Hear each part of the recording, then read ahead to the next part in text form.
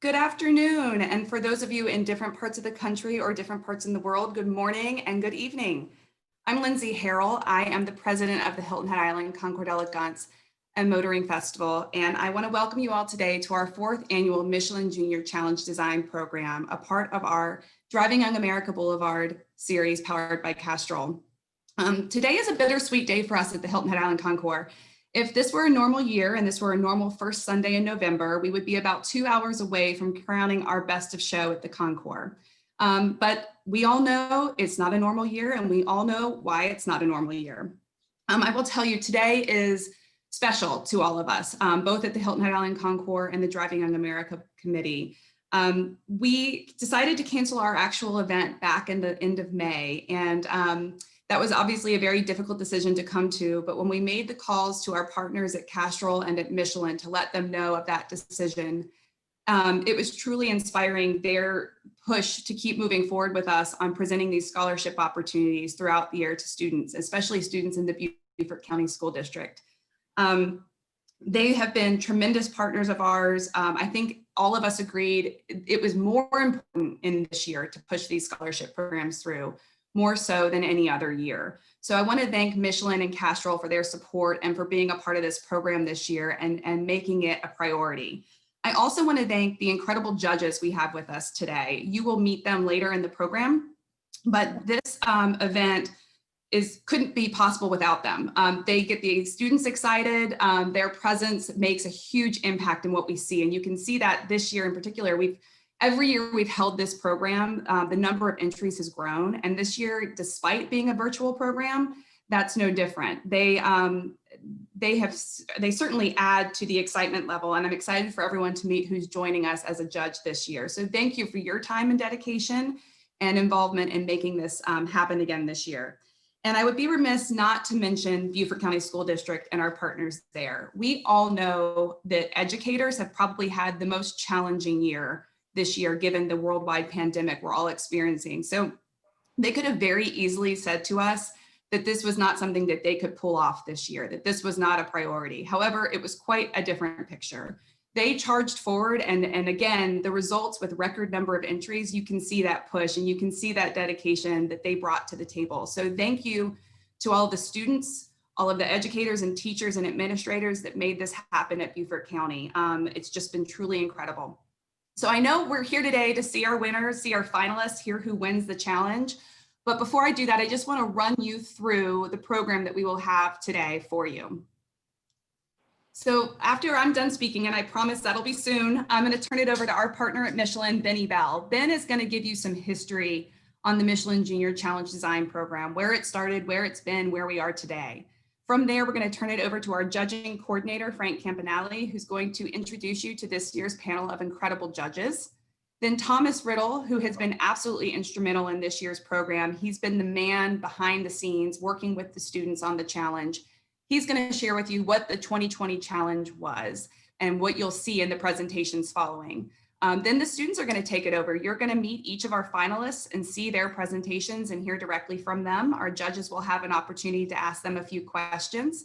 And then the judges will go into deliberation. During that time, we're going to have Mike Marchand from Michelin join us. He's going to give you an overview of the Michelin Challenge Design Program and share with you some of the global winners from the Global Challenge. Then our judges are going to come back. They're going to review our finalists, and we're going to announce the winner. And then, of course, don't leave right when the winner's been announced, because our judges have been very generous with their time today, and they are going to stick around and take some of your questions. So that'll be a great way to wrap up the day and a great way to celebrate this year's challenge. So without further ado, I'm going to turn it over now to my good friend and partner at Michelin, Benny Bell. Thank you, Lindsay. And thank you to everybody today for coming on a Sunday to spend some time with us. This is a really special day for all of us at Michelin. And I so much appreciate the partnership with the Beaufort County School System, with Lindsay and the Concours, with Frank and our friends from the design community who have taken time out of their day to share with us their inputs. So like all of the participants, I grew up in South Carolina. I did have the opportunity to go and become a car designer as part of my career, but I had to go to California to go to school. And so it's always been interesting for me and interesting for Michelin in how can we facilitate the design community within South Carolina. And so through the program, both Michelin Challenge Design, the Concours, and the Michelin Junior Design Program, we've been able to get some extraordinary design leaders who you are all going to have the chance to present to today to share with you their feedback on your designs. But at the end of the day, we always have said that the Junior Challenge Design Program is here to expose students in the Beaufort County School District to careers in the mobility space, which you may not have considered otherwise. So whether that's being an automotive designer, whether that is looking for futures in mobility from a technological perspective, there's so many different careers that are in the mobility space. And so we like to talk about the goal of the goal. And so if the goal of the goal is that through participating in this program, your mind has been open to a future career in the mobility space, then Lindsay and I have always said that our time here is pretty well spent. So without further ado, thank you again so much to our participants, to the parents, of course, to the teachers who have been great partners of ours. I recognize so many of you from previous years. And like Lindsay said, the numbers each year just keeps growing and growing. And the one person I'd really like to thank is Sully. Like Lindsay said, this is a new world for all of us. And the fact that we increased our entries from last year to this year, we really put a lot of that on Sully and his work with the schools. So thank you, Sully, so much for your partnership.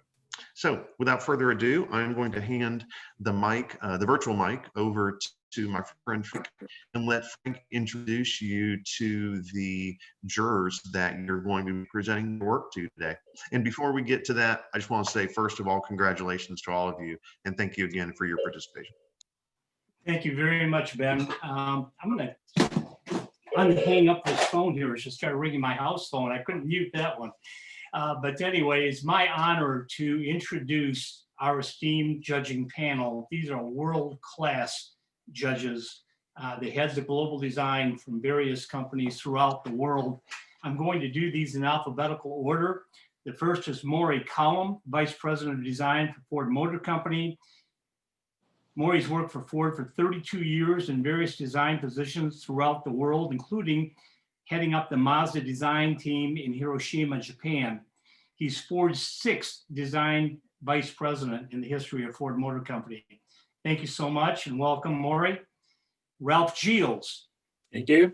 Head of Global Design for FCA Corporation. Ralph was named the head of design in 2018 and responsible for shaping and directing design across the company's broad portfolio of brands, including Jeep, Dodge, Alfa Romeo, Ram truck.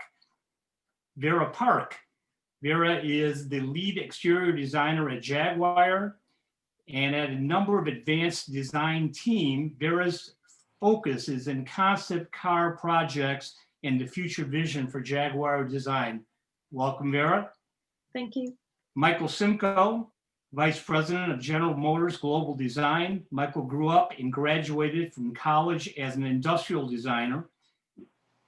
He joined General Motors in 1983, and he spent the majority of his career working in the Asian Pacific region.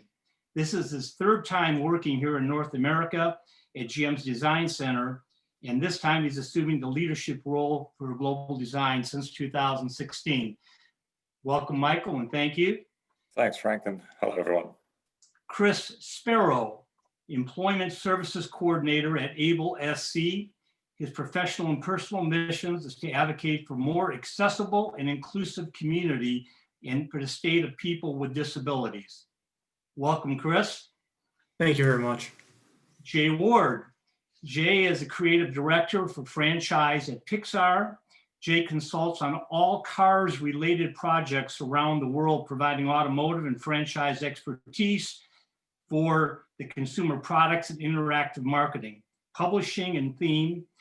He also serves as a liaison with an automotive manufacturers and museums working on Pixar-related projects throughout the world. Thank you and welcome, Jay. Hi, thanks. Okay, with that, I'd like to introduce our next speaker, Thomas Riddle. Thomas is the Assistant Director of Roper Mountain Science Center and is the founder and lead consultant of Imagineering Education, where he specializes in designing immersive story-centered experiences for schools, museums, and other learning environments. And I'll turn it over to you, Tom. Thanks. And hello, everyone. I'm very excited to be part of this process. And I'd like to just give you a brief overview of what this year's challenge was all about for our students. Now, this year's challenge was a bit different than those in the past. Instead of designing a vehicle for themselves, students were tasked to design a vehicle for a specific user. In this case, one with limited mobility, our friend Chris Sparrow. Chris's participation through sharing the challenges that are faced by those who face accessibility issues due to being in a wheelchair allowed students to learn the importance of developing empathy for those they're designing for. The challenge was also different in that this year's vehicles had to combine two modes of transportation, either land and sea, land and air, or sea and air. With that in mind, the students were tasked with comfortably transporting Chris from the Baron Bliss Lighthouse in Belize to the Harbortown Lighthouse on Hilton Head Island.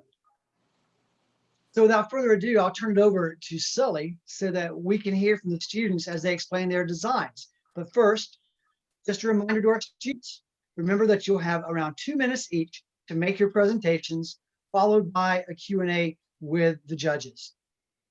So Sully, I'll turn it over to you. And good luck, students. We're very excited to hear what you have to say.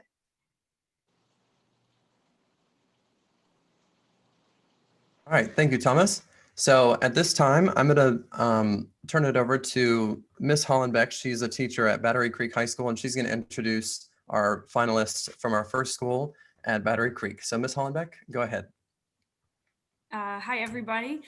Thanks for having us here. I am Sarah Hollenbeck, as Sully said. I teach theater arts at Battery Creek High School. And today I'm here with my amazing student, Layla DuPont. I've had the pleasure of teaching Layla in both theater and technical theater classes, and I work with her in my club called the Artists in Resonance. We've worked together for 3 years. She's a conscientious honors student. She's a gifted visual artist and an all-around amazing young woman. I'm thrilled that Michelin Junior Challenge Design really provides an opportunity for her to step out into the spotlight and share her talent with a broader audience. I am continuously impressed by her work, and I think you will be too. So, ladies and gentlemen, it is with great pride I introduce you to Miss Layla DuPont.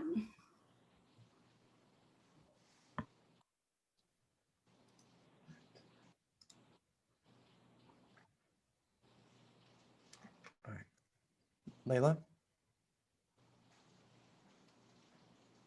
So good morning, ladies and gentlemen. I'm proud to introduce my entry to this year's design, which is the Transversal. So the Transversal is an amphibious boat car hybrid with a sleek and modern design. It has a hydro-powered jet motor designed specifically for wheelchair accessibility and for an enjoyable traveling experience. So in my illustration, you'll notice in my package drawing, I've designed Transversal with a panoramic window for optimum viewing of nature. I include this design feature because Mr. Sparrow mentions that he likes the outdoors. So its distinctive light graphic is designed for added style and for greater visibility, along with its solid surface concave wheels. So additionally, it has sensors and cameras all around the vehicle and is equipped with an advanced navigation and self-driving feature. So the Transversal is designed with wheelchair accessibility and ease of entry in mind. So it includes features such as a sliding door, an automatic ramp, and a transversal revolution.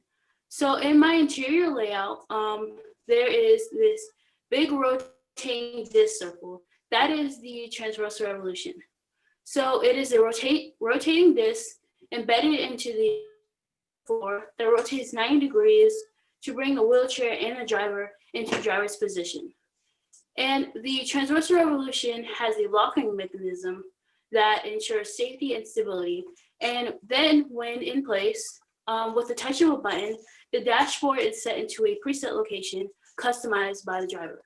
So I chose the name Transversal because I felt a connection between my rotating disc design and the geometric term of transverse lines, which is two parallel lines cut through by an infinite line.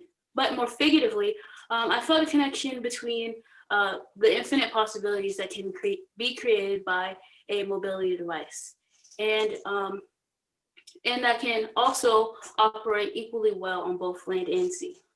So as for my brand association, I chose Tesla because Tesla is unique, is innovative, and is thoughtful about accessibility towards their design.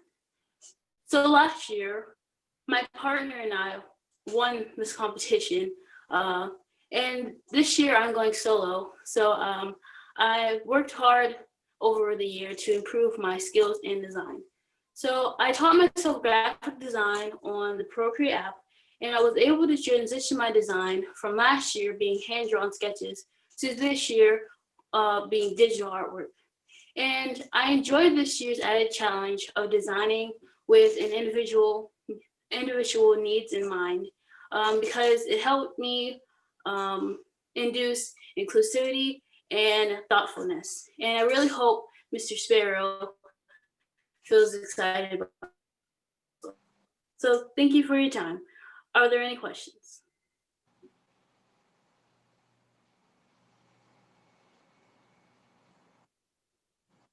Is it okay for the judges to ask questions?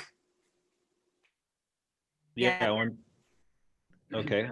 It's Ralph. I wanted to know, what was your inspiration for the very distinctive graphic on the side, which looks like a wave? So basically my inspiration was to go for something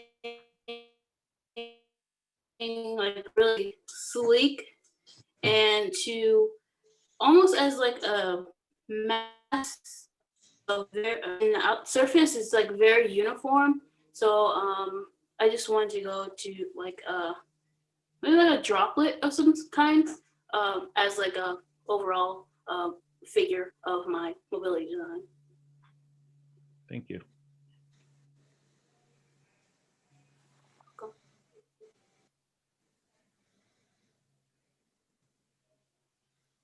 I had a question about the access to get inside. In the interior layout, I see a ramp.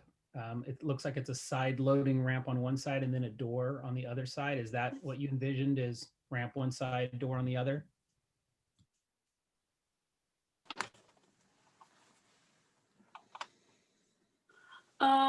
Well, both sides includes a door, but when you slide the door out, a ramp automatically lowers, so on its driver's side.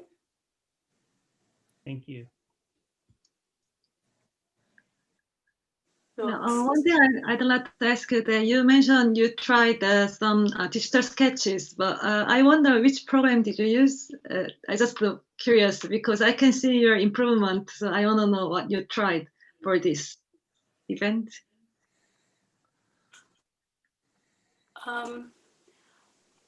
So which program did I use to do this illustration?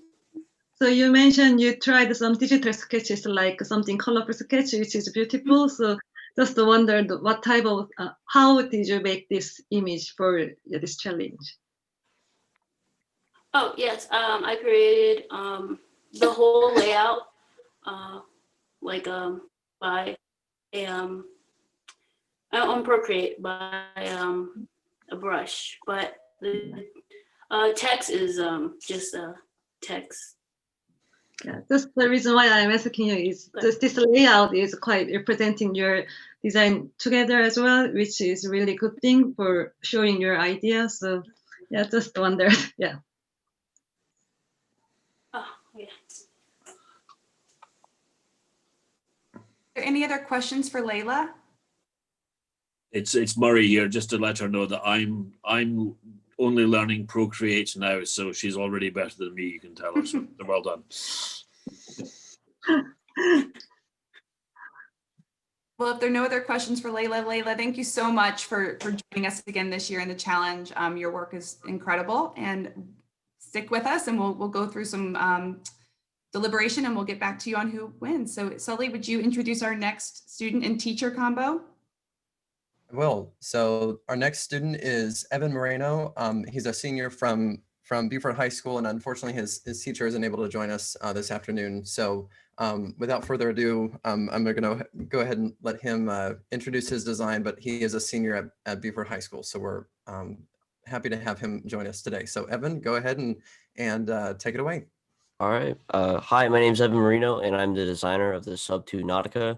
To start off this presentation, I want to tell you a bit about myself. I'm currently a 12th grader, as Sully introduced me as. I go to Beaufort High, and to be honest, I have way too much time on my hands. This is the first year I've been doing this kind of thing. I haven't really been in engineering, but I thought it'd be a cool thing to take. So yeah, that's why I'm here. But one of the main reasons I decided to enter the competition is because I like to take challenges. Well, not all the time, because, you know, I'm not really good at them. But when I do, I always ask myself if this could help the future. And I honestly think this could.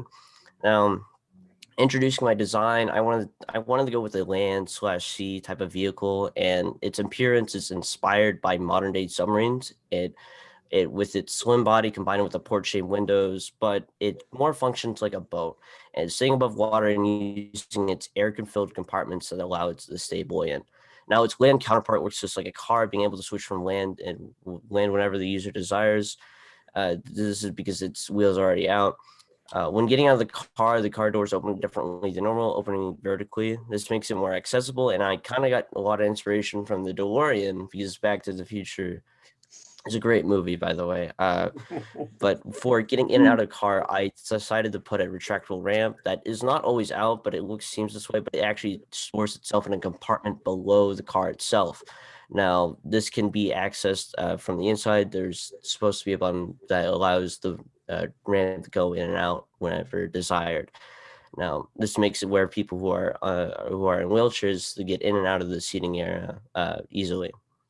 I want to make this design that looks more into the future, to be able to see a way we can advance. And personally, I believe looking in the direction of sea travel is the way to go. If you want a better future, you should consider the Sub 2 Nautica. And that is it for my presentation. If you have questions, you can ask them.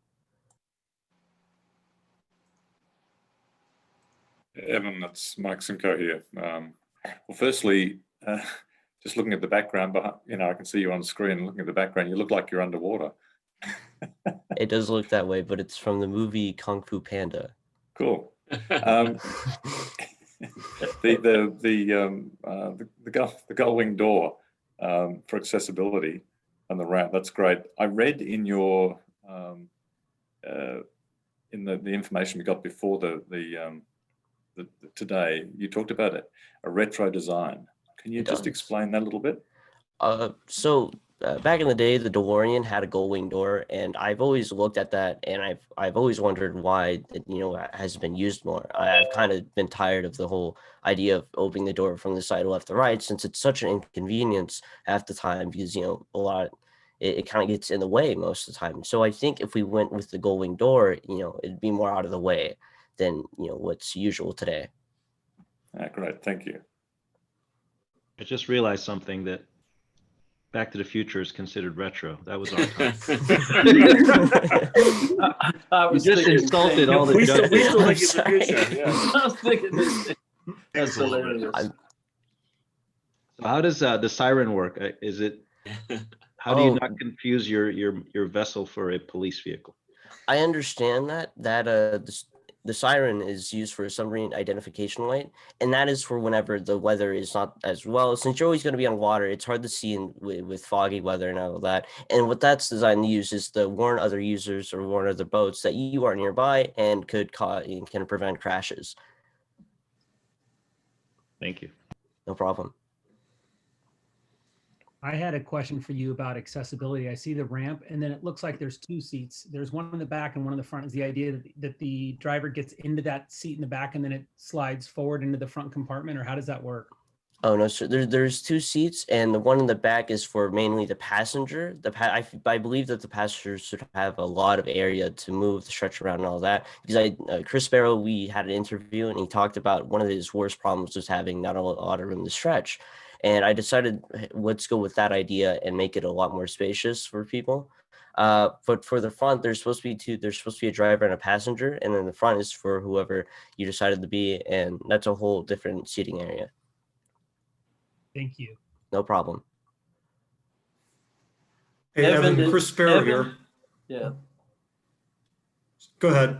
Evan, this is Ed Welburn.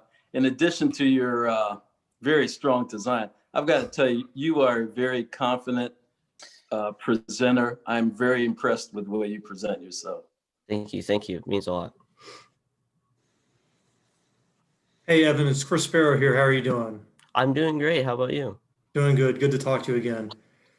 So obviously, I love the idea of having a massage chair in the car. Just one question though. So did you have any thoughts about where my wheelchair would go once I transfer into the massage chair? I actually did think about this. I with the original design, it was a more spacious idea, but I had an idea of to put a box in the back where it would be in the compartment where it'd be a small compartment where you can slide your chair inside and out. But I wasn't sure if that would be a good idea because you want to be, I understand how it is. You want to be able to grab it at any point in time. And I feel like with the amount of space that was the car that I designed, you can easily put it around you. So near just. Okay, awesome. Thank you. No problem, no problem. Are there any other questions of Evan? Okay, thank you, Evan, so much. Thank you. For being part of this and appreciate your time today. Sully, if you'll introduce our next team from Bluffton High School. Absolutely. Next up, we have Zachary Seidner from Bluffton High School. He's a 10th grader. And again, his teacher is not here as well. So without further ado, I'm just going to go ahead and let him take it away and present his design. So Zachary, go ahead. So for my design, I designed a car with spherical tires for traveling on road, and then for traveling through the air, it has almost a drone-like lift through four blades that are drawn there. It seats 5. Everywhere there's an S that's labeling the seat in the car, and then the P is for storage or packaging. The W represents the wheels and the L represents the lift, or like the location of the cylinders that are holding the drone blades. And the reason that I went with spherical tires over normal tires is because I wanted the drone software and the sphere. It's a self-driving car because if somebody, is disabled, they might not necessarily have access to their legs or arms, and I imagine it just being easier if the car could just drive itself. And so then the reason I went with spherical tires is because it would be the same software as an up and down, a vertical, because then you're on land, but you still only have to worry about going straight forwards and your other cardinal directions, because the wheels can at any point twist in any direction. And it is a solar power and electric hybrid. And by that, I mean, it has solar and it ideally would use solar at all times. But if for some reason, like the sun's not out and you can't get power from solar, then you would have to plug it in to charge it. That's all, unless there's any questions. Okay. Any questions for Zachary? It's Murray here. Zachary, did you give your vehicle a name? Yes, the Kame no Rift 2. It's Japanese for Wind of God or something of that nature. I just gave it that name just because, I don't know, I really like the Japanese language and I couldn't come up with any names. Hajime Mashite. Nice to meet you. I'm intrigued at the dimension you got in your sketch. They seem very accurate. Was there a reason that you've been so accurate with your dimensions?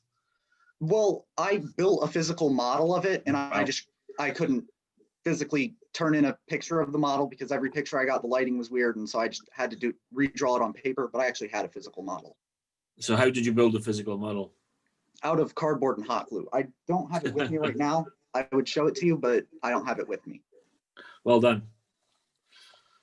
Zachary, it's Ralph here. I'm dying to understand, how do the occupants get in and out of the vehicle? Where's the access point?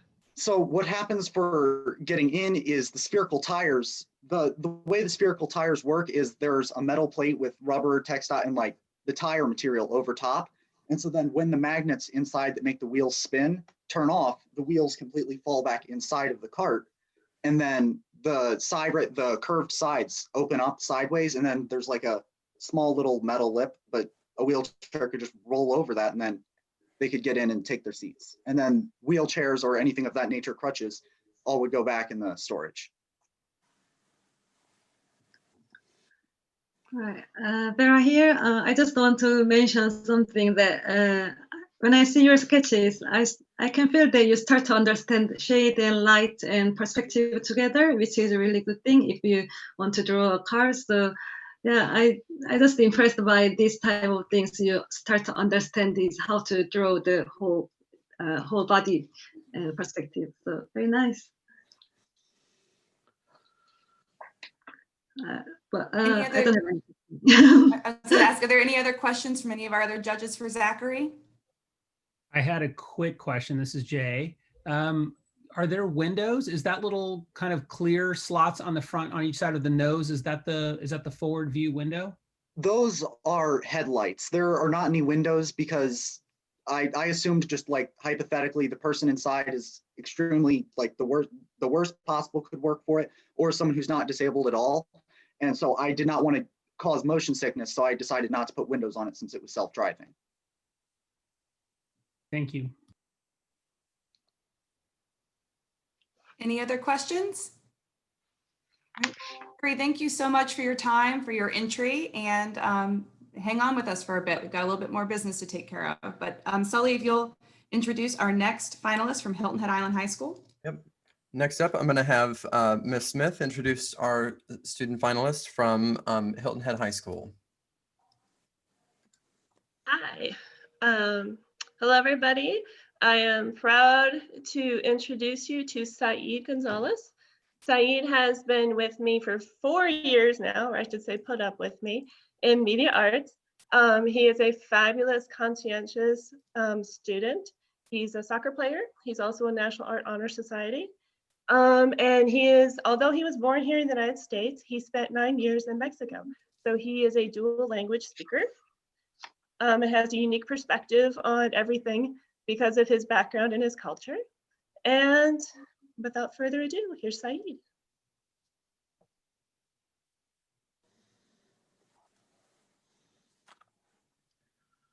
I think you need to go off mute. Yeah. Bye. Hello, everyone. My name is Saeed Gonzalez. Today, I'm bringing you an extraordinary idea that will blow your mind. How many of you are tired of looking at trees, roads, and cars, or get car sick after seeing the endless lines of the road every time you go on the interstate? Well, imagine if we get rid of the boring landscapes the road trips have, not to mention the heavy traffic we all hate. Well, I present to you the iMarine. The iMarine is a new revolutionary and exciting mode of transportation. For all the passengers, in the iMarine, you will travel through the ocean and then up in the air to your destination.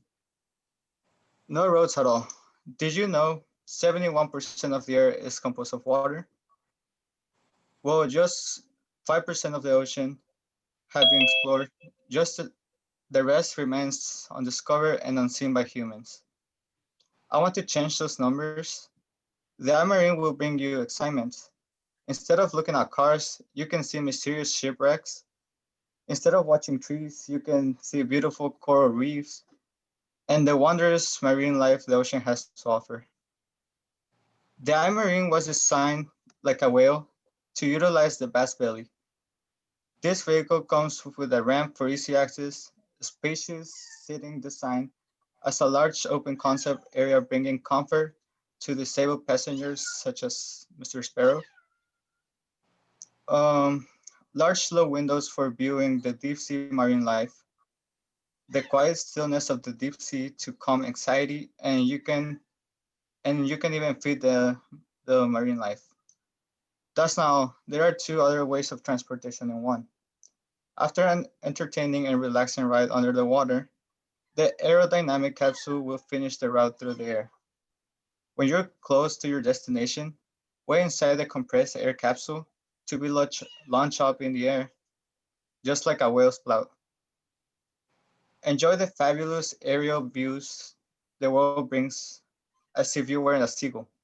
Well, when the capsule is shut out, the foldable wings open while the propeller and engine fires up, reaching a speed of 800 miles per hour, which is higher than a commercial airplane. It should only be a short journey from sea to land, but it will be an exciting ride. Many people cannot afford to fly, as flights can be hundreds, even thousands of dollars. Airline travel is cramped and uneventful. The Imarine will have an affordable price with a seat and view that is just for you. The Imarine affords passengers an experience of traveling through air and water at the same time. Now you can arrive to your destination in a quick, affordable, and fun way. The Imarine. Thank you.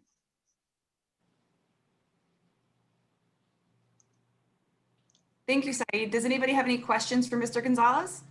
Syed, it's Mike Simcoe here. I get the whale. What made you think of whale as the, I guess, the style of the design for the capsule or the vehicle itself?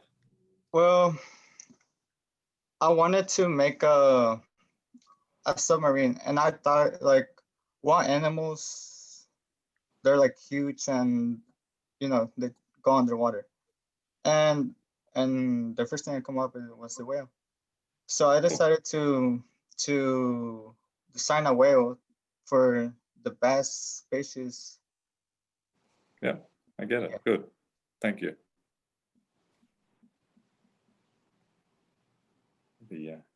Any other questions?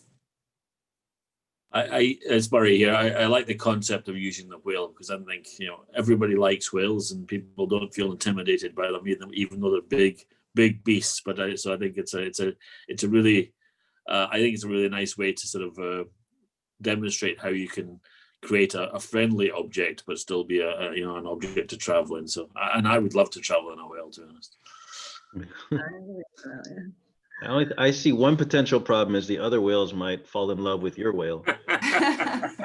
Might have some romantic problems under the water. But I wanted to ask you, how does the I guess the flying thing, the flying vessel, that's pretty fast. It's amazing actually. How does it go back in after they're done with their trip? Well, that's a good question. And after the ride, it can be like stored, and it can be like you, wait, how to say it? Like the photo wings come back as they were, and the capsule you can, well, the like the driver would. So it goes back in the way it came, basically. Yeah, basically. Okay, thank you. Saeed, it's Chris here. How are you doing today? Good. How are you? Good. I just wanted to, say that I appreciated the thought you put into as far as the anxiety part of it, because I know that's something I had spoken of, and so I know that you would kind of embrace that, and I like the idea of just making things fit into their environment. It almost kind of reminds me of we're seeing, at least around here, the cell phone towers that look like they're trees instead of being cell phone towers. So I view this as kind of that extension of that just into the transportation mode. So thank you for that. Yeah. There's actually a term in design. It's called biomimicry. It's kind of a newer thing, but it's pretty cool. Good that you had that instinctually in your mind. Any other questions? I was just going to add that I think the name Marine, not the I, but the Marine, MY Marine, is kind of a cool name for a personal marine device. It's kind of cool. Thank you. Well, thank you for joining us, and thank you for being a part of this year's contest. Sully, would you introduce our next student? Absolutely. Next up, we have is Mr. Cooper. Yes, Mr. Cooper is on, so I'm going to let him introduce our next student from May River High School. Hello, my name is Corey Cooper, and I'm an engineering teacher at May River High School. This is my first year here at May River High School, and obviously the first year I'd have to teach and do this project with you guys. I would just like to talk a little bit about the student that I have that is competing today for May River. Not only is this student a hard worker, comes to school every day, motivated to do as best he can on every project, but this design project, I really feel like he's excelled with it and really has taken it to heart. And having said that, I'm happy to introduce Eric Adame.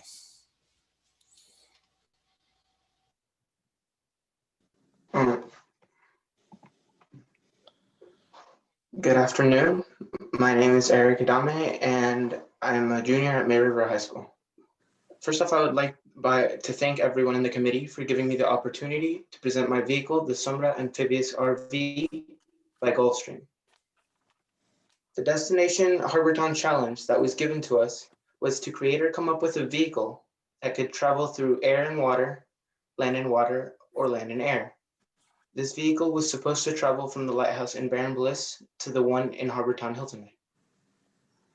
I chose an amphibious approach after being inspired by the virtual field trip to the Lane Auto Museum, specifically seeing the Amphicar 770. I chose Gulfstream as the company or brand of my vehicle, or RV, because when I think of Gulfstream, I think of innovation or something futuristic, which is what led me to the design of the Sombra Amphibious RV that you can see on the screen. My design originated from my sketches, mobility issues, research on both types of vehicle transportation modes that I combined, and client interviews. My project was brought to life using an online CAD program called Onshape. Once I decided on the RV, I did some research on boat and RV design. I also researched materials and found out that fiberglass is used in the creation of both RVs and boats. I decided to use the material because I wanted something that could float and be safe enough to drive around in. I chose to use a combination of gas and solar energy to power the RV. Chris said it took him twice as long to fill his gas tank, and solar energy would prevent him from going through that hassle. I think my design should win because when I look at my design, you can see I took into consideration all of Mr. Sparrow's advice. I designed a vehicle to solve those issues and improve his overall quality of life. I put my heart and soul into the project because this condition inspired me to try and help improve the life of anyone that is living with a disability. I have always wanted to be a designer, and I plan on attending MIT or Georgia Tech. When I graduate, I will take what I have learned here and incorporate ways to facilitate the lives of people with mobility issues into future designs. Thank you, and that was my presentation. Wonderful, thank you. Are there any questions for Eric? It's Murray here. Eric, is the rear door for the access to get into the vehicle? Yes, a ramp comes down, and what is shown on the picture, the plate that's on the back, that's actually a rain cover, so it's safe to get on it when it's raining. And because he said Mr. Sparrow also said that he got wet whenever he gets into a vehicle, and he didn't really like that. And how many people do you think this will carry? This could carry up to 5 people. 5 people, yeah.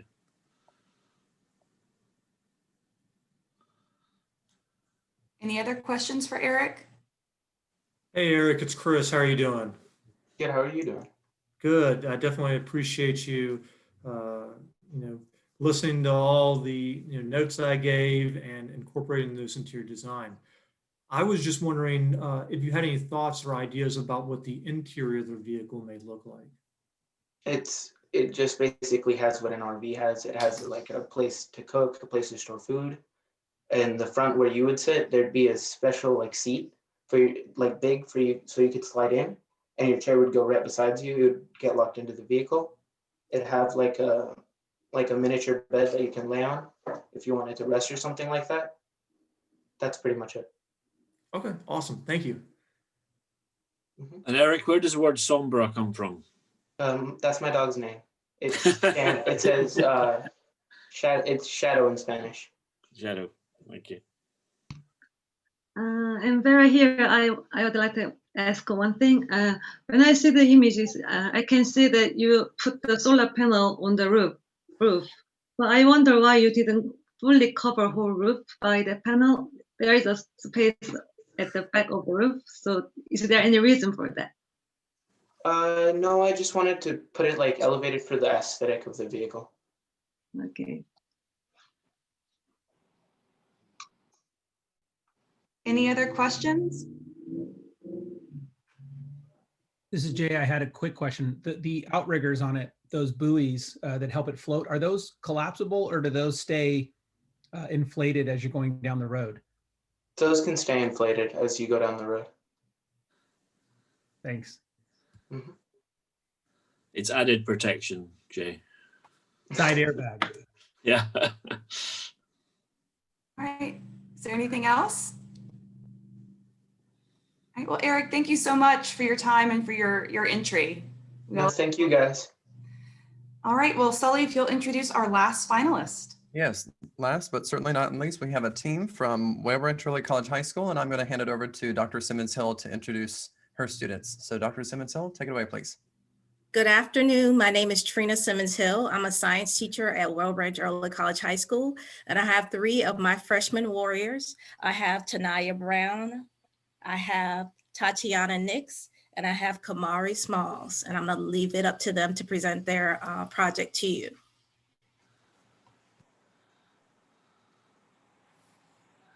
Hello, good afternoon. My name is Tatiana Nix, and when we were coming up with the idea to figure out what type of trans thinking we would like to do, we came up with sea and air. So the boat, first he'll start off in a boat, and then when he's ready, he'll press a button and the plane wings will come out, and whenever he's ready to come back down, he'll come slowly down and it'll click the button again and the wings will come back in. And then I was thinking, what else could I add onto this? So there's a ramp, so it will come out, so his wheelchair, so he can roll onto the plane boat. And then in the back, there's a trunk, so he can put his wheelchair there. And then where the window's at, I was thinking, wow, what if he was in the air and he didn't like all the wind coming in his face? So the window, it can go back like a convertible car, and it can like cover up so the window be all in his face or whatever. What else did I add? The chairs, the back chair, it can go back and it can like, what's the word? It can fold, there we go. It can fold and go back so he got more room in the front.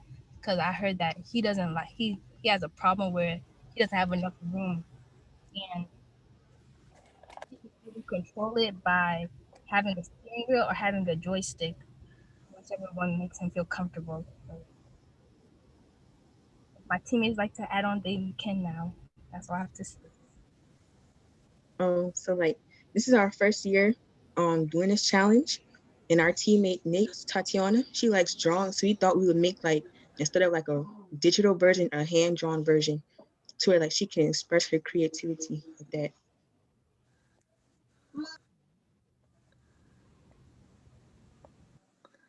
Okay. Anything else to add, ladies, or you want to take questions from the judges? Yes, we can take some questions. We'll take some questions from the judges if you all have any any questions.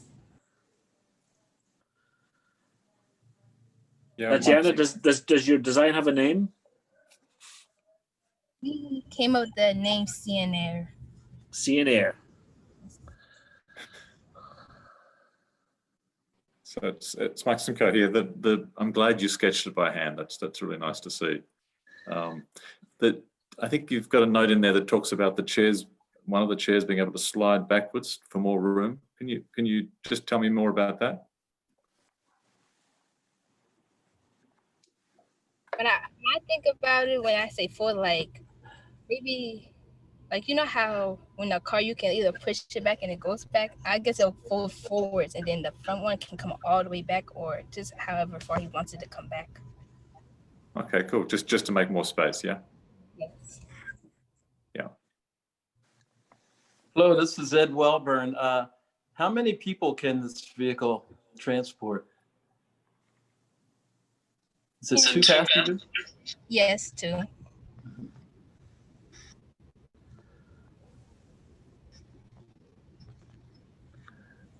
And I know that I think, are these fold out wings? Can you say it again? Do the wings fold out? Yes, So is that for it to fly, or is that for the water? that's ready for it to fly. Okay, thanks.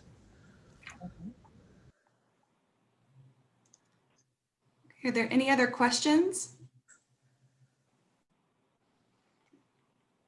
All right, well, thank you. Thank you all for your entry, for your time. And I think now the judges have a pretty hard time to go figure out who is going to be our grand champion this year. So if the judges will head to their deliberation room, their virtual deliberation room, that'd be fantastic. And during that time, we've got a special guest today from Michelin. We've got Mike Marchand, who is with the Global Challenge Design Program, the program that the Junior Challenge Design Program really was inspired by. So Mike, I'm going to turn it over to you. Before I do, briefly, if you all, Mike is also available for questions at the end of his presentation. So for any of the students that participated and were chosen finalists, please feel free to ask your questions directly, or if you are not able to, if you're joining us today and you're not one of our panelists, please feel free to use the Q&A feature that you see at the bottom of the screen, and we will get to those questions at the end of Mike's presentation. And then when Mike is done, we'll bring our judges back in. And just a quick procedural note, students and teachers, please stay on at the end of Mike's presentation. Like Lindsay said, the judges will come back and we'll be announcing the winner. So just hang tight with us. And Mike, go ahead and take it away for us, please. Okay, thank you, Lindsay. Thank you, Sully. I'm going to share my screen, hopefully here. Let's see here.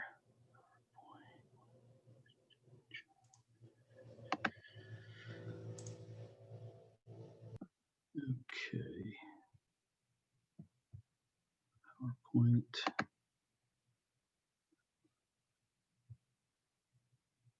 Okay, can you see my screen? We cannot. Okay, let's see here.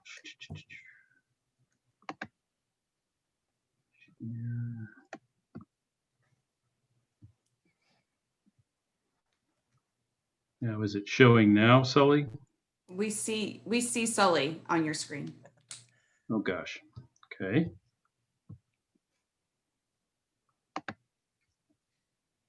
If it's easier to, Mike, I think Sully, you've got the slides.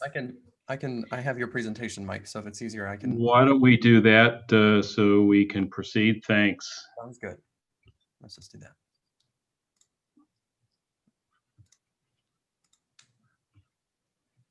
Give me 1 second here.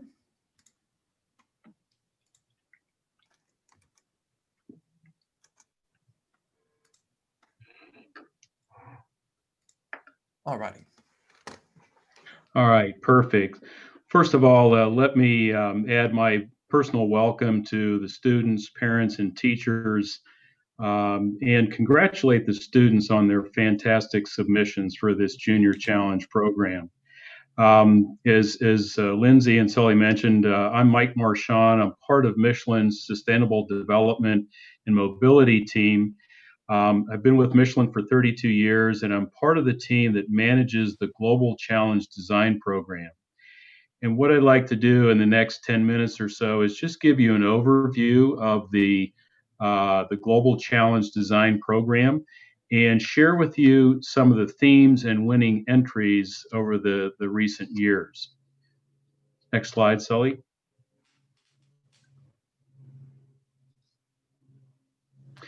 So the Michelin Challenge Design Program was created over 20 years ago when we recognized that the advanced design studios for the automotive OEMs were doing more than just styling vehicles, that they were actually integrators of new technology that were helping us transform mobility. And this is all in the context that we consider designers as a key contributor to the future of mobility, and particularly young designers like yourselves that we wanted to inspire to create designs that would help us with this transformation of mobility. Now, over the past 20 years, we have involved over 50 leaders of the design community to serve as judges of the entries, very similar to the caliber of judges that we have today for the junior program. These leaders come from design schools, universities, and mobility companies such as the global automotive and transportation companies. This program today is recognized as one of the elite global design competitions. And since its inception in 2001, the Michelin Challenge Design Program has received more than 14,000 entries from 134 different countries across the globe.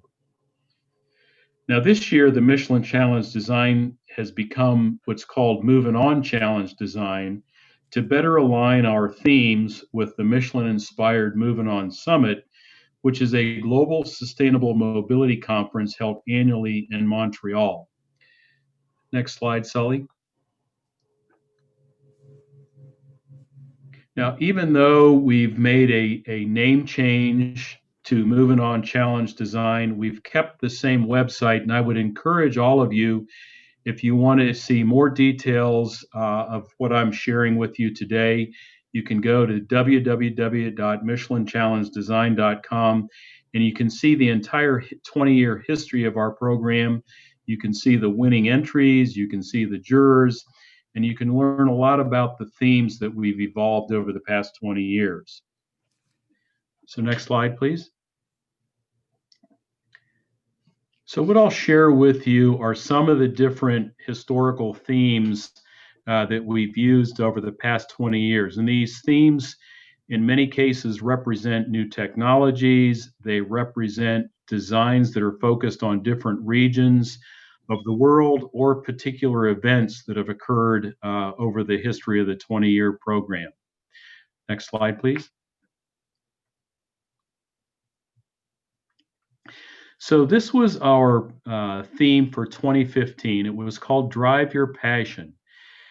And what we did is that just like the Junior Challenge program, we put out a kind of guidance for the entrants to follow. So we give them a scope, we kind of give them the boundary conditions of what we would like them to pursue. In this particular case, we asked them to choose an iconic road that is traveled throughout the world and to create a vehicle that's best suited for an adventure along the path. And as just in the case of the junior program, there's always a story that goes with these entries. And so what we like the designers to do is to not only provide their rendering, their artistic rendering of their design, but also to explain in their own words what it means. Next slide, please. So in 2016, the theme for the Global Challenge Design Program was Mobility for All. And this was a particularly important theme to expand the scope of mobility and to recognize that mobility has an opportunity to be accessible to all people. And so what we challenged the entrants to do in 2016 was to design a vehicle that had multiple functionalities, that it could serve as a personal vehicle, it could be a passenger carrier, it could be, in the case of the winning entry here, a transport vehicle that could move agricultural products from the farm to the market. And we wanted them to have this vehicle be capable of serving in an underserved area of the world. In this case, it was Southeast Asia, Central America, Central Africa, or another area that the entrants would identify. Next slide, please. So in 2017, our focus was on Le Mans 2030. So Le Mans, the 24 Hours of Le Mans, of course, is a very famous road race. And what we wanted the entrants to do was to anticipate what future technologies might look like, what innovations that they would envision could be incorporated into the winning vehicle of the Le Mans competition in 2030. At the same time, we also asked them to design a vehicle that reinforced the brand image of a company, either because of its historical success or because it was be able to elevate its brand through a Le Mans winning experience. So next slide, please. So this was our competition theme for 2018, and this was the Concours d'Elegance 2050. So what we did for this competition, we asked the entrants to anticipate what they thought an iconic vehicle would be in 2050, a historic vehicle looking actually backwards in time from 2050. So you have to position yourselves in a couple different time frames here. First of all, looking in 2018, a vehicle that might be developed in 2018, but by the time we reach 2050, it would be considered a classic. So this was the winning entry from Russia. It was called Bond 25. So if you can go to the next slide, please. This was the second place winner from India, and this was called Mystique. And I liked particularly the description of this vehicle. Being an elegant and modern piece of art, the vehicle is luxurious and a perfect combination with champagne, sunlight, and opulence. With its intelligent appeal and reduced technoid look, perfectly embodies the sensual purity and pursuit of aerodynamic efficiency. Next slide, please, Sully. And finally, the third place winner in 2018 was a designer from Algeria, and he went back in time and picked out particular features of a historical Bugatti vehicle, and he incorporated those into the design of what he thought would be a classic in 2050, looking back at vehicles that might be considered futuristic in 2018. So again, this just gives you an idea of the type of themes that we've had over the recent years. Next slide, please. So now this is the theme for 2021, and I think you're going to find some some interesting similarities to the Junior Challenge theme for this year. So the theme for 2021 recognizes that age and disability can limit access to safe and affordable mobility for one of every 4 people in the world today. And the program challenges entrants to design a future with inclusive access to mobility, a future that breaks down barriers and increases the personal well-being and respect for all people. So Sully, if you go to the next slide, and if you can activate that full version.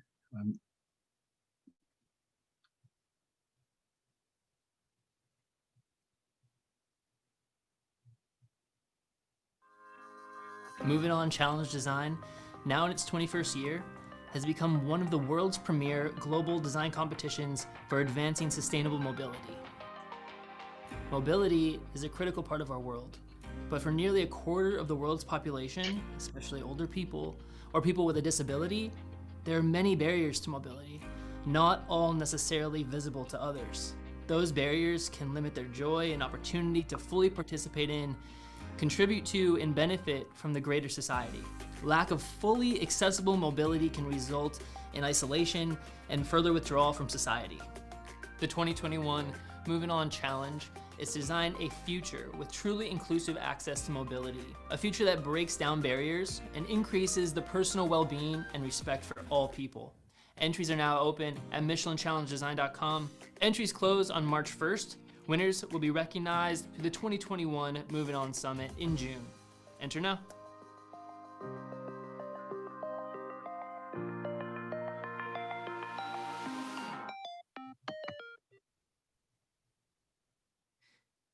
Sully, unfortunately, we were not able to see that video. We heard the audio. Is there any way we could try that again?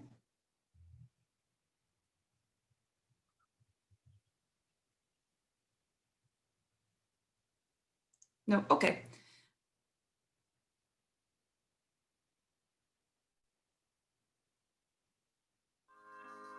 Moving On Challenge Design, now in its 21st year, has become one of the world's premier global design competitions for advancing sustainable mobility. Mobility is a critical part of our world, but for nearly a quarter of the world's population, especially older people or people with a disability, there are many barriers to mobility, not all necessarily visible to others.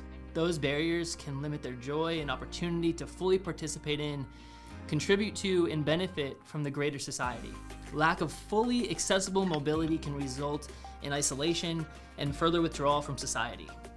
The 2021 Moving On Challenge is to design a future with truly inclusive access to mobility, a future that breaks down barriers and increases the personal well-being and respect for all people. Entries are now open at michelinChallengeDesign.com. Entries close on March 1st.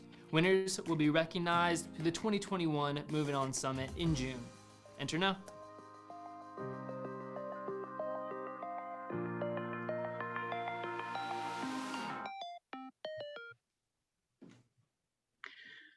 So that's what I wanted to share with you today, to give you kind of an overview and appreciation for the global program, and encourage those of you in the junior program as you pursue your careers moving into design.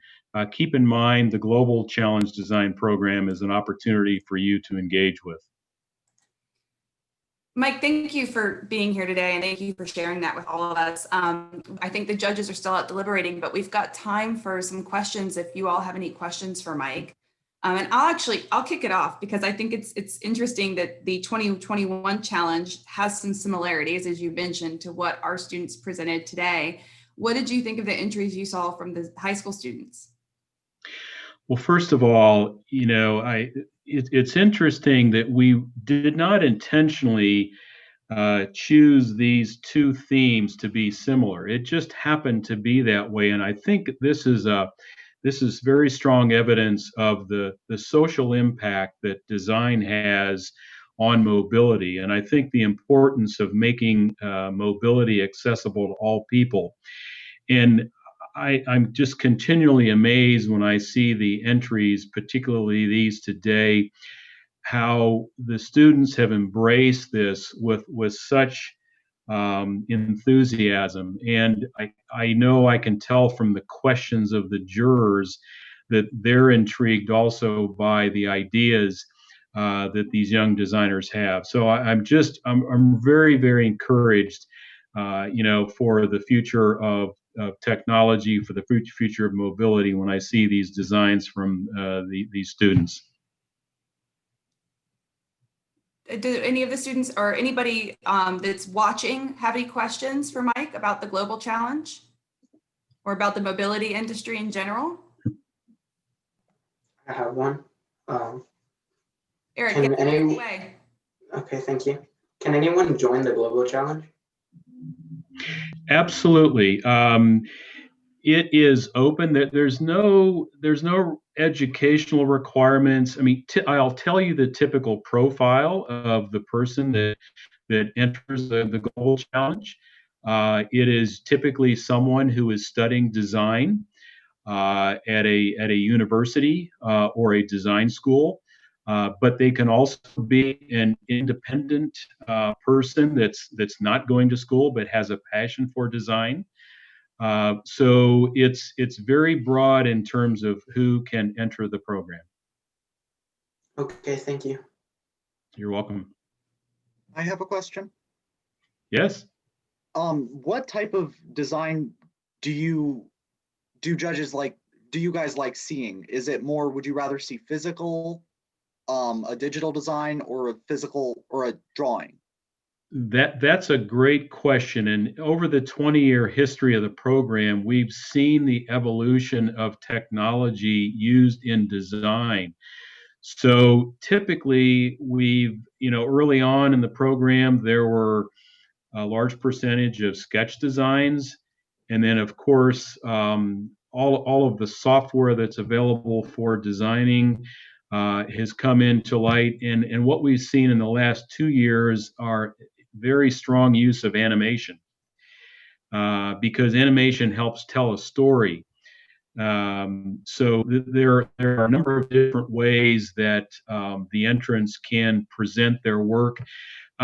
We typically, students can submit a model, but models are very difficult, especially because our population is global. And so we have entries from, as I mentioned earlier, over the history of the program, from 134 countries. So it'd be very difficult to ship a model to a location to have them reviewed. But typically, it's a sketch design or an artistic design, and then this year we've identified some rules for animation so that students can enhance their submissions with animation.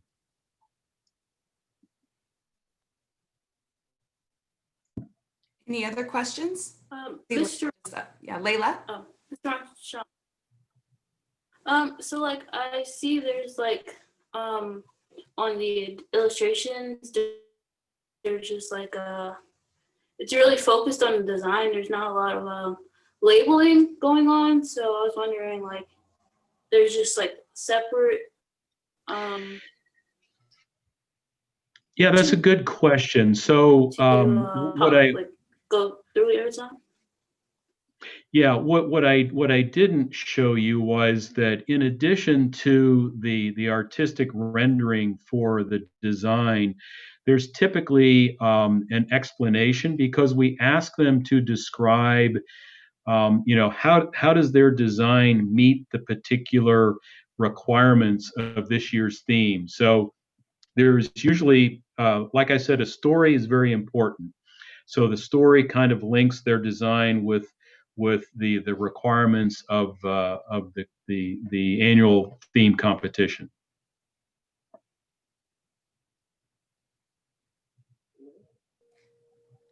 Mike, I'm going to ask you a hard question probably.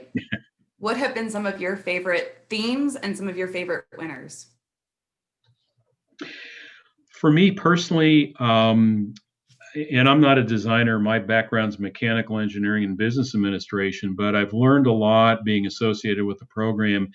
And one of the things that's resonated with me recently has been the concept of human-centered design.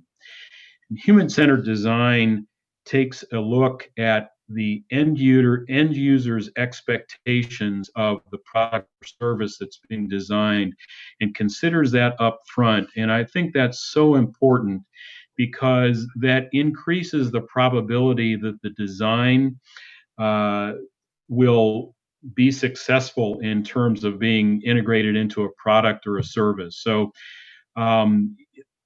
designs that focus on the end user, I think, resonate with me, and particularly those that solve a unique social, economic, or financial challenge, because I think you can't separate design from the social issues that we all face today globally. So, for example, sustainable mobility for all, or mobility for all, I think resonates very strongly for me when you have a design that is safe, efficient, equitable, or accessible to a large number of people, and is also environmentally friendly. Wonderful. Well, I can see our judges look like they are returning, so it looks like deliberation has come to a close. Are there any other questions before we let Mike off the hook? Are there any other questions for Mr. Marchand from Michelin? I have a question. Yeah. Sure. What is the most extraordinary design you have seen? Oh gosh. Well, given that we've had over 14,000 entries over the 20 years of the program, I think some of the more interesting ones are, because the program historically has been focused on automotive design, I think those that have gone beyond what I would call land transportation, those that have involved aviation, because mobility with vertical takeoff type products and services is really growing. I think those that have involved other modes of transportation just beyond automotive that have integrated aviation or marine have been the most interesting for me.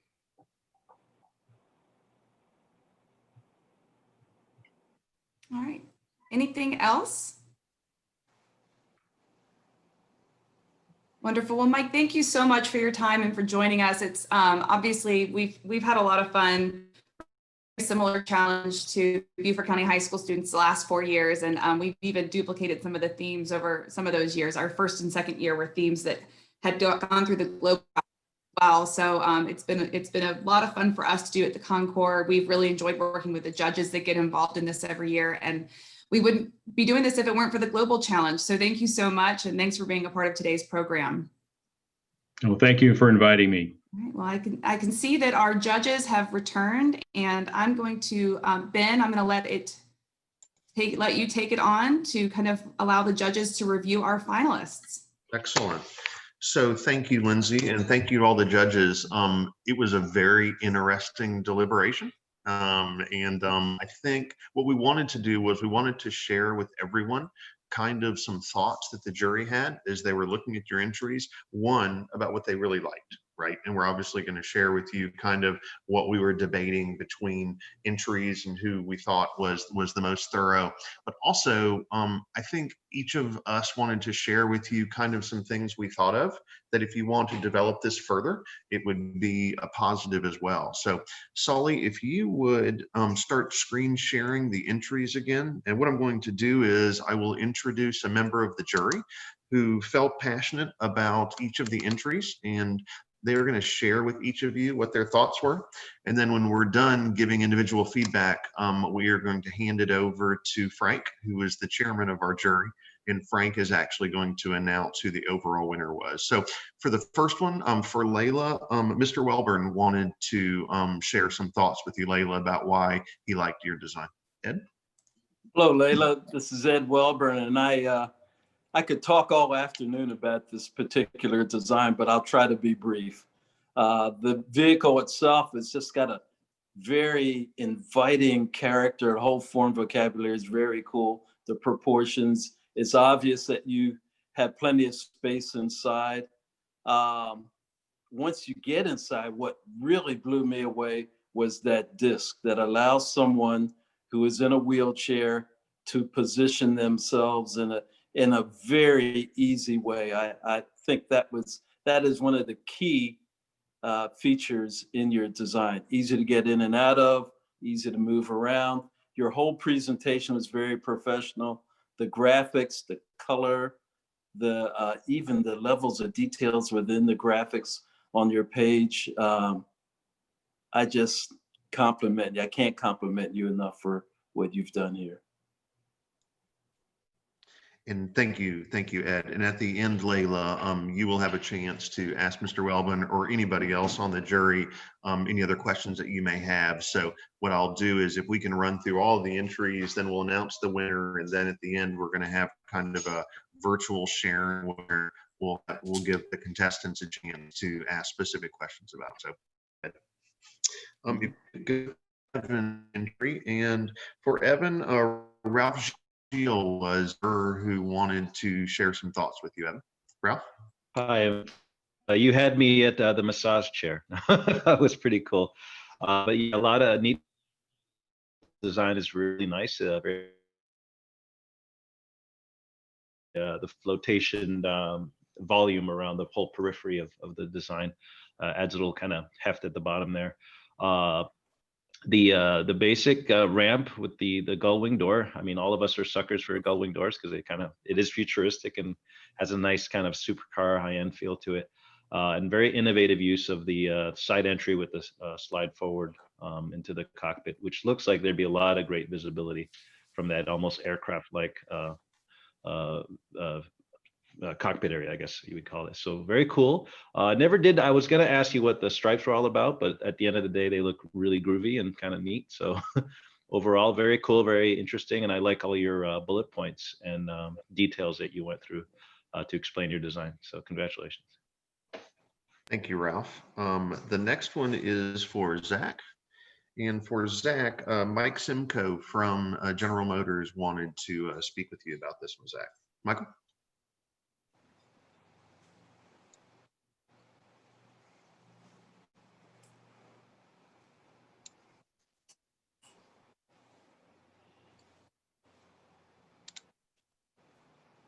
Mike, you might be on mute.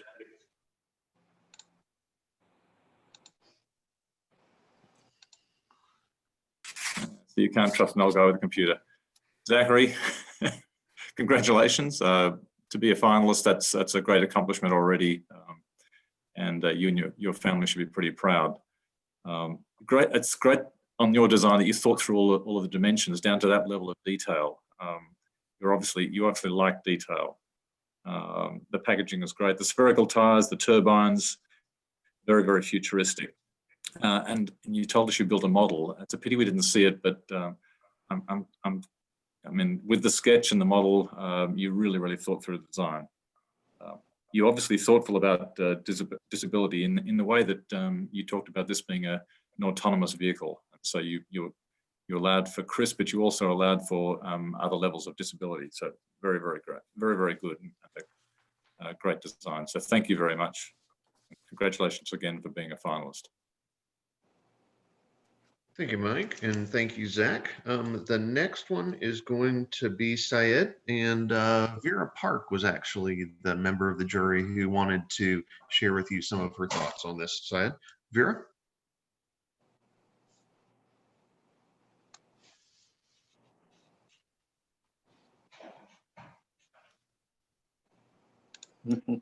Again, Vera, you might be muted. I'm really sorry. Yeah. First of all, yeah, I'd like to say you did really well. And about this project, the biggest strong point of this project was you touch our imagination, and you make me feel. You make me to feel I'd like to be in there and then enjoy that fun. So it is a really, really strong point. And then I think that comes from your presentation and your image here you made. So I read about your, you talked about your language barrier, and actually I really feel for you as well, because English is not my first language. But you show us very, very good example. There are lots of ways to communicate, which could be English, talking, writing, or image like this you create. So I'd like to give you a big thumbs up to push your boundaries and then be brave and be independent, and then give us the inspiration. So very well done. Thank you, Vera. Next one is Eric's entry from May River, and for that one, Moray Callum would like to share some thoughts with you. Moray? I should start by saying I empathize with Vera and Saeed, because some people tell me English isn't my first language either. So. Eric, I think this is a really good solution, and I love the fact that you've actually taken on board, and Chris was quite complimentary when we talked about this, about taking on board all the issues he talked about. I think it's a very engineering-based solution, which is like we all need. I think you've taken all the elements, you've shown us how to use different power systems in the future, which is great, and I think this is a very believable and makeable machine. I would say that, you know, as designers, our part of the job is also to make give the customer a sort of an emotional connection with the product. And I would encourage, you know, I think the only criticism I would say is that the RV itself looks like a very sort of today's RV, and I would encourage you to maybe think of that emotional side and how people want to be attracted to the vehicle and make it work also. So I think great presentation, really excellent engineering solution, and I think it's a great. I think you've solved all the problems that were included in the brief. So well done. Thank you. Thank you very much, Moray. Finally, last but not least, is the team of Tatiana, Kamari, and Tamia from Whale Branch. And for this one, we are going to ask Jay Ward from the jury to share with you some of the ideas that were discussed during deliberation. Jay? Hi, thank you, Ms. Nix, Ms. Brown, Ms. Smalls. Thank you very much for your thoughtful design. I think I heard you say that you're a freshman or sophomore at your school, so you're still a junior in the Junior Design Challenge, but it's really cool to see you working together and coming up with something fresh and different.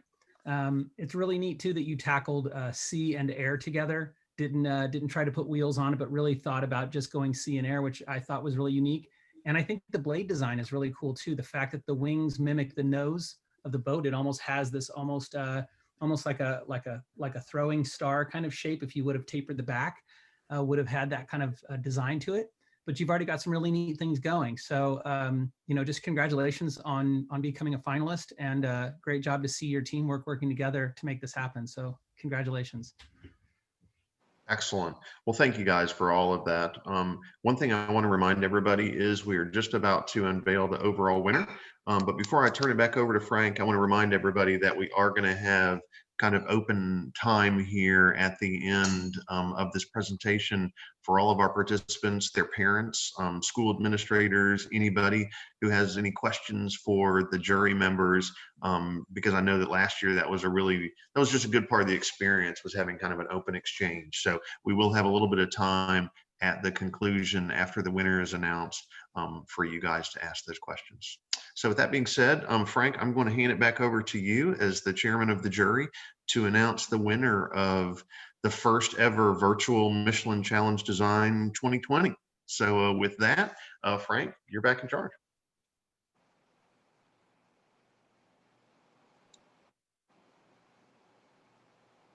Frank, you're on mute. Sorry about that. Okay, thank you, Ben, and thank you, Lindsay. It is my pleasure on behalf of the Hilton Head Concours d'Elegance and our esteemed team of judges to announce that the winner of the 2020 Michelin Design Challenge is Layla DuPont.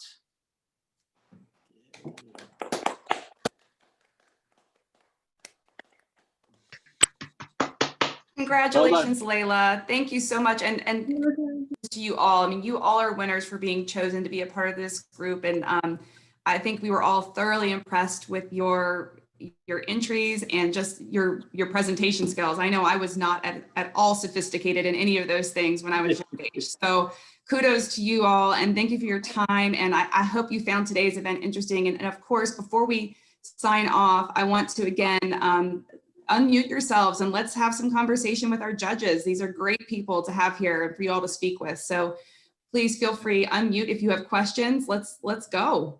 And I'm going to kick it off real quick just to get the ball rolling. And again, if you're not one of the panelists and you want to ask a question to the judges, feel free as well. Use the Q&A that you see in the webinar, and we'll be happy to ask those on your behalf. But I just want to know, obviously I've been involved in this for 4 years we've had the competition going on. And what does something like this mean to you all as designers and to the industry? Maybe can I start? I'm in Mike Simcoe here. This is my first time involved with the Concours, and first time in doing a Zoom judging of a competition is kind of interesting. It's wonderful to. I mean, in the industry, we do reach out to colleges and we reach out to high schools a lot. And it's just great to see the capacity and the skill and the creativity of the, if you like, the next generation, not just 1 or 2 generations down, but right back to where it all starts, and seeing the sort of inspiration, the free thinking that ultimately gets you a job in a design company or in a automotive company like mine. So great to see. And again, thank you everyone for being involved in this and making it happen. So Michael, I wanted to build on that, if I may. What's really interesting, there's a lot of really interesting things about this program. I think about when I was in high school, I was a car guy, right? And like all of my friends were car guys. And I still have friends. I'm not sure I've ever said anything to them that didn't have a car in it somewhere. We probably wouldn't be friends now if we didn't share that. We have never had a male winner of the Junior Challenge Design. Layla is their first 2-time winner, but I just think it's so interesting, and I always have, that all of the winners of Junior Challenge Design so far have been young women. And for me, that's just really exciting, to see that there's interest from the next generation of designers like you identified, Michael, that aren't just car guys, right? But they're also young women who are involved, who are interested in mobility. So I'm proud of that, and I'm very proud of Layla for her two-peat. So maybe next year she can pull off the three-peat, and we'll have to get her the finger rings for all three. So congratulations, Layla, again. I'd be interested in hearing Vera's response to that.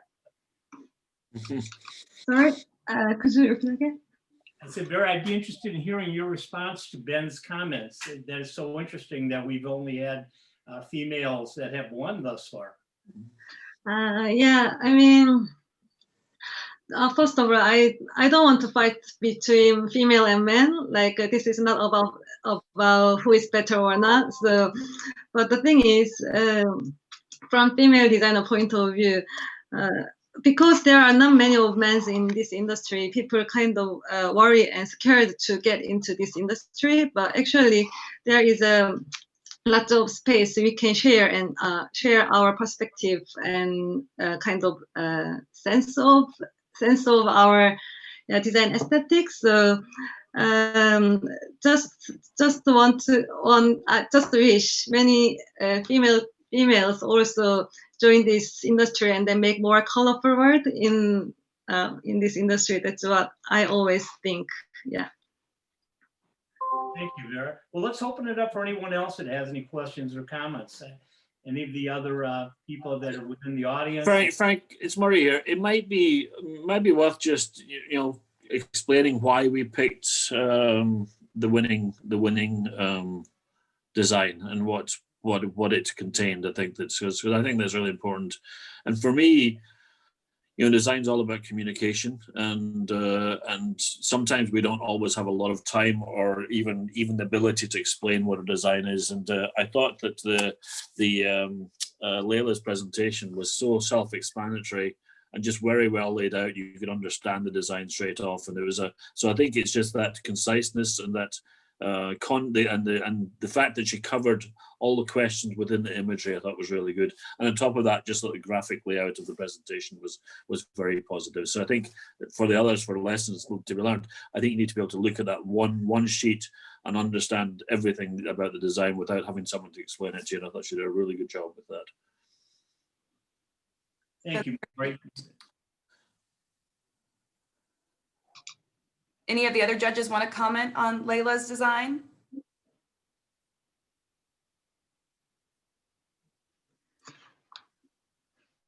Can I just add one more thing for Layla? Because I really remember her because I met her last year, and she has a passion, and then the biggest thing was she was improved a lot compared to last year. So and also I think she's thinking about car industry and how to design the car as well. So she did really well about it, and then just keep going what you want to do if you really want to join us. Yeah. I think I'll say something too, Lindsay. For me, one of the reasons that I thought Layla had a very strong presentation, and hers was the strongest for me. It was razor thin between a lot of the designs, but it felt like in the end, she really listened to a lot of the things that I had talked about whether it was the video or whether it was the interview. And I'll reveal this, and my fiance's here with me. And Layla, after you spoke, she actually began to cry a lot. And, I think for a lot of people, it's kind of, it's corny or whatever, but as a person with a disability, we face a lot of challenges in our everyday lives. And so when you were speaking and the thought that you put into those design aspects, just it brought out an emotional response, because it felt like you're really concerned with addressing those challenges and making the car fit the end user, which at the end of the day was kind of the challenge that Ben put out. It wasn't just getting from the Lighthouse and Belize to Harbortown, but it was just making a car that would work for me. And so whereas all the designs had great accessibility features and they were wonderful designs. I just thought that your design really was well executed at the end of the day, at least for the end user, and in the design and all of it. So thank you very much. Layla, would you like to say anything, or Ms. Hollenbeck, would you like to say anything as Layla's sponsor teacher? We'd love to have you all speak if you'd like, not to put you on the spot, but. I'm super proud of you, Layla. I think you took this design challenge and just like you're always doing as a student and as an artist, you took this challenge and you really grew with it this year. And I'm really proud of you. And I'm super proud that you made a device with that empathy in mind. That was an added element that we didn't have last year. And you really took that and ran with it. So it means a lot, Mr. Sparrow, that you shared that reaction. That's the one thing I missed about judging panel, because I didn't get to see everybody on the screen while she was talking. So it was nice to kind of hear you guys, your feedback, because I didn't get to watch faces. I'm a theater person, so I read body language. So congrats. I'm just super, super proud of you. And I hope, Layla, that you're able to hear all this compliments that you're getting from these top-notch designers. And thank you guys for sharing and for having us here.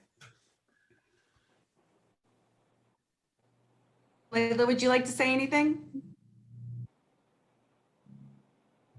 Yes, thank you so much for letting me be here. And I really want to thank Ms. Hollenbeck and Mr. Evo and like all the people who helped me along with this competition. I couldn't have been here without you guys. Thank you. Well, thank you again for being a part of it for 2 years in a row. And it's a testament. If you guys are not seniors, we really want to see you all back again next year in this challenge. It's something we want to continue to do every year.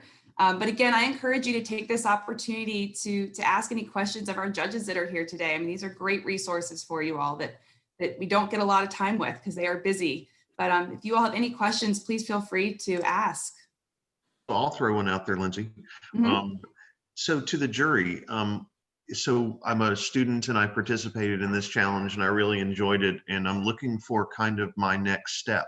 What would be your recommendation as the leaders of the industry as to how to kind of move on from this and continue to pursue a career in automotive design or other kind of mobility design? Do you have any advice that you would have for the participants? Keep sketching. Keep sketching. Keep thinking about design. Anything you can do that is just adds to your thought about creativity. Yeah, I would agree with Mike entirely. Keep sketching and don't. And if you enjoy design, and it's not just automotive design, please look for education and careers in design, because I think it's something that people don't always. We don't do a great job of communicating what careers are out there in design, we've also made it our careers and their careers to be made out there. And I think it's please encourage everyone to see design as a real move forward. And I think it really is, probably even going to be a more precious career in the future as well, in terms of differentiating products and actually helping the world at the same time. And I don't just think about, I'm talking about the automotive industry here now. Don't just think about automotive designers as I don't know, the creative designers and maybe the sculptors. There are so many careers inside the automotive design business now. Everything from user experience, CAD creation, graphics, animation. So much you can choose for. So, to think about us, think about the design industry for all of the variant things that are coming through. It's not just sketching and modeling anymore. Great, thank you. Any other? And frankly, I'm happy to share my email. I guess through you, Lindsay, to all the students. They can reach out. Like to hear from them, just to encourage them. If they'd like to ask questions that they might not have asked publicly here, but if they'd like to ask them in private, please So Now, I'm Mr. happy to Simcoe's do throwing that. down the gauntlet. We will all do that. Okay. I like that Moray just said it for everybody. Everyone's going to share their email addresses. Just I think got it's a real. very- Just got real, didn't it, Moore? Yeah, I know. I think it's a very good point though, because I know that this can be quite intimidating. But if you do have any questions or any just career advice, please contact us, and we'll be very happy to help. I can't tell you what that probably means, because I remember being a student myself. It doesn't seem that long ago, but every year that goes by, I realize it really was that long ago. But I had opportunities to listen to great speakers, but that was all I got a chance to do, is to sit in a room with hundreds of other students and listen. I never had an opportunity like this to present to or talk with someone in an industry that I was interested in. So this is just a huge opportunity for you all, and judges, thank you for being a part of it, because it is such a unique experience. So with that said, are there any other questions that we want to ask while we've got them here in one room? A quick question. So I work for the school district, of course, and part of my job is evaluating educational software. And Mike Marchand was just on telling us about the 2021 Global Design Challenge, and the theme is respect. And this a lot of right now is all about inclusiveness and considering folks who are not able to move in the same way that the rest of us may be able to. And so considering that our junior design challenge just finished and was about considering those who maybe are in a wheelchair or are not as mobile as we may be. And then with the 2021 design challenge, how hard is it to take conceptual ideas that consider mobility and to move them into an actual production vehicle? Because I know many times we see a concept car, but then it seems like it's years down the road before we see many of those ideas. And yet, like a van with a ramp on it, you have to go to a shop to get, you buy a van and then take it to a shop to get a ramp put on it. You know what I'm saying? So how hard is it to consider as a designer to make it more inclusive for folks in the mobility space, if that makes sense? It's Mike Simcoe again. A big thing that's happening right now is one of the things that Zachary talked about, and that was the notion that autonomous or driverless vehicles allow consideration for I think all sorts of disabilities, so that it allows everyone to experience travel, getting a bigger experience of the world. I mean, that's right upon us. I mean, that's happening now. That's great. If I could add something here, one of the interesting things is that Mike, Ralph, Ed, and myself are all trustees at a design college for creative studies in Detroit. And if any of the students have any interest in talking to any of us about that, I would welcome any of those questions. And again, Mike, you said you'd share your email. I'll make the assumption that the other designers on the panel would feel the same way, and certainly I would. But I'm involved in a big project right now for autonomous vehicles and smart cities. And I agree with everything you just said. They give mobility to people regardless of what type of disability they have, not just wheelchair, even if they're just in a prone position. There's still that opportunity today. And in cases where we can't make the vehicles ourselves, we have worked with cities like that, like Frank is talking about, lending our designers ideas to making accessible taxis, accessible vessels, and that's happening in Europe as well, where we have kind of like, imagine a box, an electric box that carries people very easily. So it kind of facilitates it. In our van, we work with Brownability, or we give them drawings and the wiring harnesses and stuff to make at least a conversion process as swift as possible, so it lowers our costs. It's hard for us because the volumes are very small. The percentages are small for us to invest. But the things we can do, like I know Mike, there's probably his company is looking at it too, night vision, enhanced safety, where the car could look out for you, almost like a safety blanket, right? Where you may not have all of the motor skills of, let's say, of another person, but the car can help cover that, you know. So we're trying to bring a lot of those things you see in the concept vehicles, one by one, they're coming to the everyday cars. So it takes a while because it's the science is expensive, but I always look at sci-fi movies and the ideas we saw today as inspiration, and one day they're fantasy, and next day they're happening for real. So just keep dreaming, I guess. That's cool. Thank you all. You know, we talked a lot about the winning design, and Leila did just an excellent job. I really love the work that she does. But I found great creativity. I think we all did in all of the designs.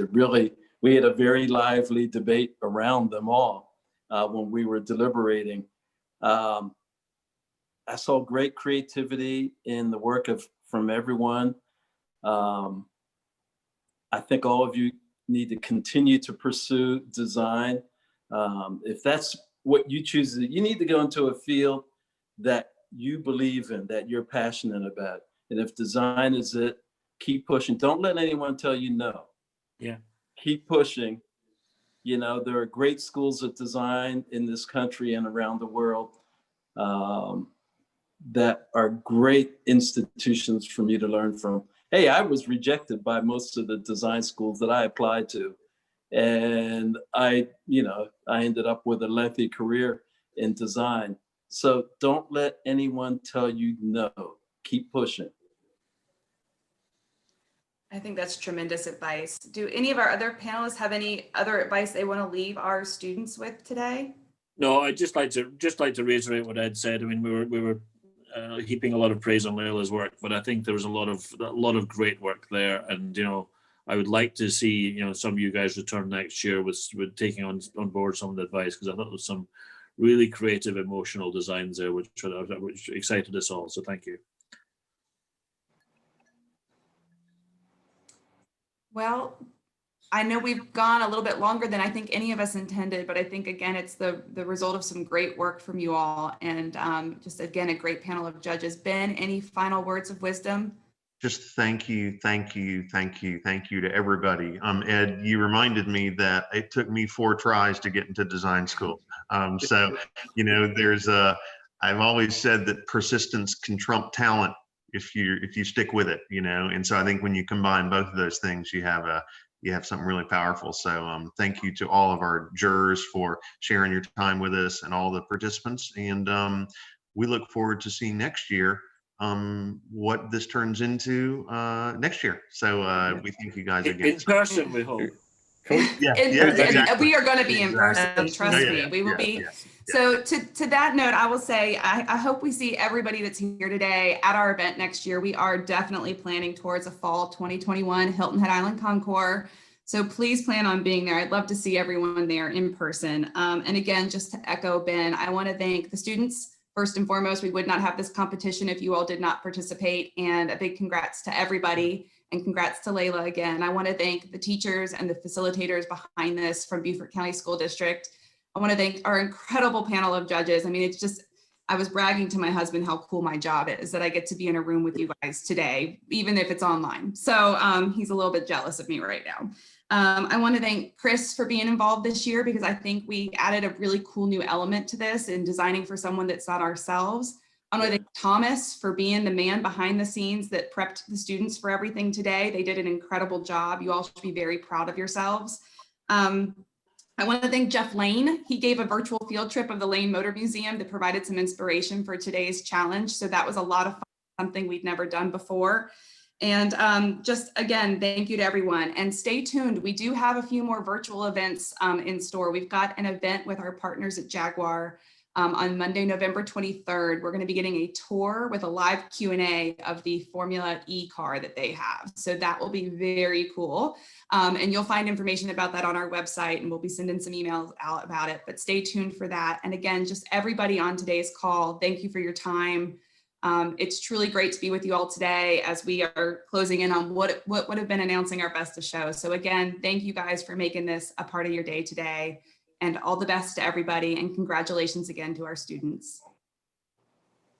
Thanks, everyone. Thanks, everybody. Well done. Thank you.